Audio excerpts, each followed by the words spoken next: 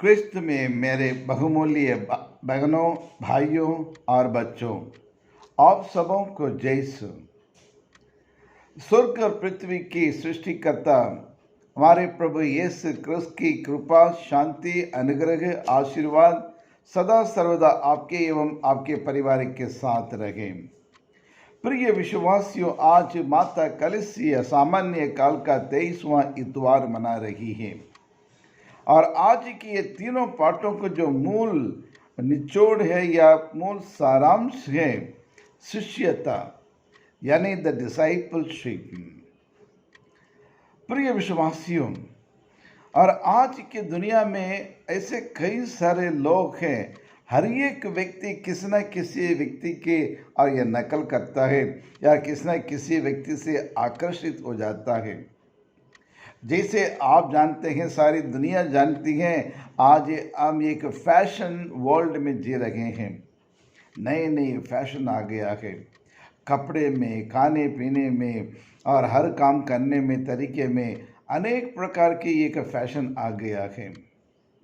और उसी प्रकार हर एक इंसान किसी व्यक्ति के वचन को सुनकर महापुरुषों का या फिर महात्मा का या फिर धर्म गुरु को प्रवचन को देखकर आकर्षित हो जाते हैं और उसके चेले बन जाते हैं।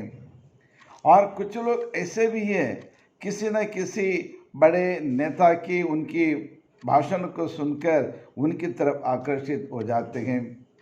युवा युवती नायक को देखकर या फिल्म स्टार को देखकर तो उनकी तरफ आकर्षित हो जाते हैं या उनका फैन बन जाते हैं, उनके प्रशंसक बन जाते हैं। और इसी तरह हर एक और कुछ लोग ऐसे भी हैं, और किसी महान व्यक्ति के और या एक राजा के उनके जो लक्ष्य को देख, जो लक्ष्य के लिए लड़ते हैं जाते हैं और उस लक्ष्य को देखकर उनकी ओर आकर्षित हो जाते हैं। लेकिन क्रिस्त में प्यारे भाइयों और बहनों, लेकिन आज के सुसमाचार हमारे प्रभु यीशु क्रिस्त और एक शिष्य कौन है और शिष्य के कर्तव्य क्या है, या ये शिष्य के किसी के मिशन कार्य में किन किन प्रकार की और ये चुनौतियां आ सकती हैं, और एक सच्चे शिष्य, अच्छे शिष्य कैसे बनता है, या शिष्य बनने की योग्यता क्या है, क्वालिफिकेशन क्या है करके आज हमें समझाते हैं। जी हाँ, क्रिस्त में प्यारे भाइयों और बहनों, हमारे प्रभु यीशु क्रिस्त और इस शिष्यता के बारे में यहाँ बताने की क्या ज़रूरत थी, और इसको समझने के लिए लूका सुसमाचार अध्याय 14 और पद संख्या 15 से हमें पढ़ना पड़ेगा। वहाँ हम देखते हैं एक बोझ का दृष्टांत, और उस बोझ में कई प्रकार के लोगों को ईश्वर ने निमंत्रण दिया और उस बोझ में सम्मिलित होने के लिए उनके इनविटेशन दिया गया है। लेकिन जिनको जो निमंत्रण दिया, लेकिन वो लोग आए नहीं और अन्य दूसरे लोग को बुलाए। एक व्यक्ति को बुलाया, उसने कहा अभी मैंने अभी कुछ खेत मोल लिया हूँ, इसलिए मुझे देखने जाना है। और दूसरे ने कहा मैं 5 जोड़ बैल खरीदा हूँ और इसलिए उसके परखने जा रहा हूँ। तीसरा व्यक्ति ने ये कहा मैं अभी शादी किया हूँ, अभी विवाह किया हूँ, मैं उनके साथ समय बिताना है, इसलिए मैं नहीं आ सकता हूँ करके और उनके मालिक के हर निमंत्रण को अस्वीकार किया, कुछ बहाने बनाने लगे। और उसके बाद बहुत थोड़े लोग थे प्रभु यीशु के पास, 5000 लोगों को रोटी खिलाया और मछली खिलाया। इतने सारे लोग, मतलब 5000 से ज़्यादा लोग थे, सब खाए पिए और उसके बाद धीरे धीरे घिसकने लगे, सब धीरे धीरे चलने लगे। लेकिन यीशु की शिक्षा को सुनकर और उनके एक अच्छे चेले बनने के लिए बहुत कम लोग बचे हुए थे। जब प्रभु ने देखा सब लोग जा रहे हैं, तो इसलिए अपने शिष्यों से भी पूछा, क्या तुम लोग भी मुझे छोड़ के जाने की तैयारी में हो? क्या आप लोग मुझे छोड़ के जाने वाले हैं करके। और प्रभु यीशु क्रिस्त वहाँ एक सवाल पूछते हैं, और इसी यही बैकग्राउंड के कारण आज प्रभु यीशु क्रिस्त कहते हैं एक शिष्य होने के लिए ये कौन सी क्वालिफिकेशन की ज़रूरत है करके हमें बतलाते हैं। हमारे प्रभु यीशु क्रिस्त ये नहीं कहते शिष्य बनने के लिए आपके पास डिग्री होना है, पीएचडी होना है, और या धनवान होना है, या धनी होना है, या फिर आपका नाम फेमस होना चाहिए करके फेमिलियरिटी के बारे में इन तमाम चीज़ों की ज़रूरत नहीं है। प्रभु यीशु क्रिस्त आपको और मुझको निमंत्रण देते हैं ताकि हम उनके एक अच्छे और सच्चे नेक ईमानदार उनके शिष्य बने। और प्रभु यीशु क्रिस्त ये चाहते हैं कि जो प्रभु यीशु के शिष्य बनते हैं वो प्रभु यीशु के समान एक अच्छा जीवन या त्यागपूर्ण जीवन बिताए और प्रभु के लिए, ईश्वर के लिए कभी भी कहीं भी और तैयार रहे उनके अपने जीवन को खोने के लिए। यही क्वालिफिकेशन है। और इतना ही नहीं, यदि हम दूसरे शब्द में कहें तो God Jesus wants us to reflect his life in through our life. यानी प्रभु यीशु क्रिस्त ये चाहते हैं हम उसे उसके जीवन को अपने जीवन में प्रतिबिंबित करें। यही चाहता है, यही एक शिष्य का क्वालिफिकेशन है। जी हाँ क्रिस्त में प्यारे भाइयों और बहनों, लेकिन आज के सुसमाचार हमें और ये बतलाता है कि कौन है शिष्य। एक शिष्य होने के लिए क्या क्या उसकी योग्यता होना चाहिए। और शिष्य वही होता है जो यीशु का अनुसरण करते हैं। इसलिए बाइबल कहती है यूहन्ना सुसमाचार अध्याय 12:26 में ये कहते हैं यदि तुम प्रभु की सेवा करने चाहे तो फिर प्रभु यीशु के अनुसरण करना जरूरी है। जहाँ मैं हूँ वहाँ मेरा सेवक भी है, मैं उसमें और वह मुझ में बने रहेंगे करके प्रभु यीशु क्रिस्त कहता है।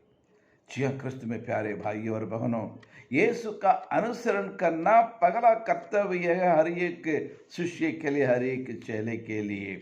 उन्हें अनुसरण करना है और उनके समान जीवन यापन करना है, त्यागपूर्ण जीवन बिताना है, बहुत सारी चीज़ों को छोड़कर सिर्फ ईश्वर के पीछे पीछे चलना है, उनके पद चिन्हों में चलना है। और यही एक पहला क्वालिफिकेशन है। और दूसरा, और शिष्य वही हो सकता है जो प्रभु यीशु में आजीवित रहते हैं। The person one who lives in Christ only can become his disciple. यानी हम इस दुनिया में नहीं, यार इन धन दौलत में नहीं, और नाम कमाने में नहीं, या फिर दुनिया के लालच में नहीं, लेकिन हम प्रभु में जीवित रहना बहुत ज़रूरी है। वही हमारा सब कुछ है और वही हमारे जीवन का स्रोत है। और इसलिए प्रभु यीशु क्रिस्त आज के सुसमाचार अध्याय संत लूकास का सुसमाचार अध्याय 14:26 में ये कहते हैं जो अपने माता पिता, पत्नी, संतान, बच्चे और जो अपने जीवन से और आपको त्याग करने के लिए तैयार नहीं, अपने जीवन से बैर करने के लिए तैयार नहीं, वह मेरा शिष्य नहीं बन सकता है करके स्पष्ट शब्दों से वो कहते हैं। ये क्वालिफिकेशन है। दूसरा क्वालिफिकेशन क्या है? और आज के सुसमाचार संत लूकास रचित सुसमाचार अध्याय 14 पद संख्या 27 में हम देखते हैं, वहाँ हम देखते हैं जो अपना क्रूस उठाकर मेरे पीछे ना हो वह मेरा शिष्य नहीं हो सकता है। जी हाँ क्रिस्त में प्यारे भाइयों और बहनों, हम प्रभु यीशु के क्रूस को, हमारे दैनिक के क्रूस को, कष्टों को, दुखों को, तकलीफों को, वेदनाओं को, पीड़ाओं को उठाकर प्रभु यीशु के साथ साथ चलना चाहिए। जब हम ईश्वर पर निर्भर करते हैं, ईश्वर पर विश्वास करते हैं, तो ईश्वर हमारी मदद करेगा, सहायता करेगा। ये विश्वास के साथ हम प्रभु यीशु के पीछे जाना चाहिए और इसलिए हर दिन का क्रूस को उठाकर प्रभु के साथ साथ हमें चलना चाहिए। प्रिय विश्वासियों, यदि ऐसा हो फिर who can be the disciples of Christ? The disciples of Christ can be only that person who is ever ready to sacrifice his life. हम अपने जीवन को और अपने स्वार्थमय जीवन को पूरा त्यागते हुए सिर्फ परमेश्वर के लिए मर मिटने के लिए तैयार होना चाहिए। इसलिए प्रभु यीशु क्रिस्त कहते हैं, जब तक गेहूं की दाना मिट्टी में गिरकर सड़ते नहीं, मरते नहीं, गलते नहीं, तब तक कुछ पैदावार और उत्पन्न नहीं कर सकता है। जब गिरेगा, मरेगा, गड़ेगा, सड़ेगा, जब नए पौधे आएंगे और वहाँ बस 60 गुना, 70 गुना, 100 गुना वो फल उत्पन्न कर सकता है। उसी प्रकार शिष्यों का जीवन भी प्रभु के लिए और अर्पित करने के लिए हमेशा हमें तैयार होना चाहिए। जी हाँ क्रिस्त में प्यारे भाइयों और बहनों, और ये तीसरा शिष्य वही हो सकता है जो प्रभु के लिए पहला स्थान देते हैं, यानी the person one gives priority to Jesus Christ. ये दुनिया के धन दौलत के लिए नहीं, परिवार के लिए नहीं, मित्रों के लिए नहीं, रिश्तेदारों के लिए नहीं, और नाम के लिए नहीं, प्रतिष्ठा के लिए नहीं, प्रसिद्धि के लिए नहीं, पोस्ट के लिए नहीं, पोजीशन के लिए नहीं, पोजीशन के लिए नहीं, लेकिन ईश्वर को पहला स्थान, प्राथमिकता प्रभु यीशु को हमारे जीवन में प्राथमिकता देना चाहिए। अपने परिवार नहीं और अपनी बीवी नहीं, अपने पति नहीं, अपने बच्चे नहीं, हमारे लिए फर्स्ट हमारे प्रभु यीशु क्रिस्त है। और the first place should be given to only to Jesus Christ, rest all others are the second place only. जी हाँ क्रिस्त में प्यारे भाई और बहनों, जरा मनन का चिंतन करके देखिए हमारे दैनिक के जीवन में, पारिवारिक के जीवन में, व्यक्तिगत जीवन में किसको ज़्यादा इम्पोर्टेंस देते हैं। ईश्वर चाहता है कि सबसे ज़्यादा और अधिक से अधिक उन्हें प्यार करें, उन पर निर्भर करें, उन पर पूर्ण विश्वास रखें। लेकिन आज हम किसके ऊपर विश्वास करते हैं, किस पर निर्भर करते हैं? ये दुनिया के रहने वालों से, यार अपने आप में, यार अपने धन दौलत में, यार बैंक बैलेंस में, या अपने पावर और पोजीशन में हम निर्भर करते हैं। मुझे कुछ नहीं चाहिए, मेरे पास सब कुछ करके क्या आप घमंडी बन जाते हैं? प्रिय विश्वासियों, आज ईश्वर हमें एक संदेश देता है, यदि मेरा शिष्य बनना चाहे तो मेरे लिए फर्स्ट प्लेस, मेरे लिए प्राथमिकता दे दो करके आज हमारे प्रभु यीशु क्रिस्त कहते हैं। जी हाँ क्रिस्त में प्यारे भाइयों और बहनों, तो आइए आज प्रभु यीशु क्रिस्त आज जो शिक्षा हमें दे रहे हैं, वो शिक्षा के अनुसार जीवन यापन करने के लिए आज हम कोशिश करें। और प्रभु यीशु क्रिस्त से पहला यूहन्ना पहला पत्र में पद संख्या 3 में वो ये कहते हैं, जो ईश्वर की आज्ञाओं को पालन करता है और वही मेरा शिष्य बन सकता है। The first letter of John verses 3-3:24, और वहाँ ये कहता है, जो प्रभु के आज्ञाओं को, जो प्रभु के नियम को, कानून को पालन करते हैं, वही और मेरा शिष्य बन सकते हैं। जी हाँ क्रिस्त में प्यारे भाइयों और बहनों, एक दूसरों के प्यार करने के लिए, एक दूसरों की सहायता करने के लिए ये आज्ञा हमें बतलाता है और अपने पड़ोसी की अपने समान प्यार करने के लिए सिखाता है। यदि उसको हम पालन नहीं करेंगे और फिर हम प्रभु यीशु के शिष्य नहीं बन सकते हैं या शिष्य बनने के काबिल नहीं रहेंगे। जी हाँ क्रिस्त में प्यारे भाइयों और बहनों, इसलिए आज हम ऐसे एक दृढ़ संकल्प लें कि प्रभु के लिए हम सारा जीवन हम निछावर करें। आज प्रभु यीशु क्रिस्त आज के सुसमाचार में दूसरे भाग में यही कहता है, तो प्रभु यीशु के चेले बनने के लिए, चेले बनकर उनकी कार्य करने के लिए, उनकी सेवकाई की काम करने के लिए, और वो तरीके हमें बताते हैं। क्या कौन सा तरीका है? First of all we need to have a planning. हमें एक योजना बनानी चाहिए, और एक योजना में क्या करने जा रहा हूँ, अब मेरा योग्यता क्या है, यार मेरा मिशन क्या है, और इस मिशन को मैं कैसे करने जा रहा हूँ।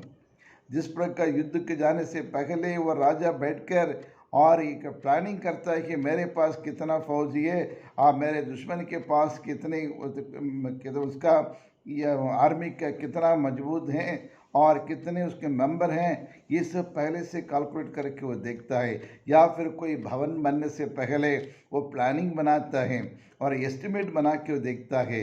उसी प्रकार हम अपने मिशन कार्य को करने से पहले हमें बैठ के प्रार्थना करनी चाहिए पवित्र आत्मा के द्वारा, और ईश्वर से यह मांगना चाहिए, प्रभु मैं ये कार्य करने जा रहा हूँ, इस कार्य को मैं करने के लिए मैं जाऊँ या नहीं जाऊँ, ये कार्य को कैसे मैं संपन्न करूं, मेरी मदद करे, सहायता करे और मुझे अच्छे ज्ञान दे करके और प्रभु के चरण में जाकर बैठकर उसको प्लानिंग करनी चाहिए।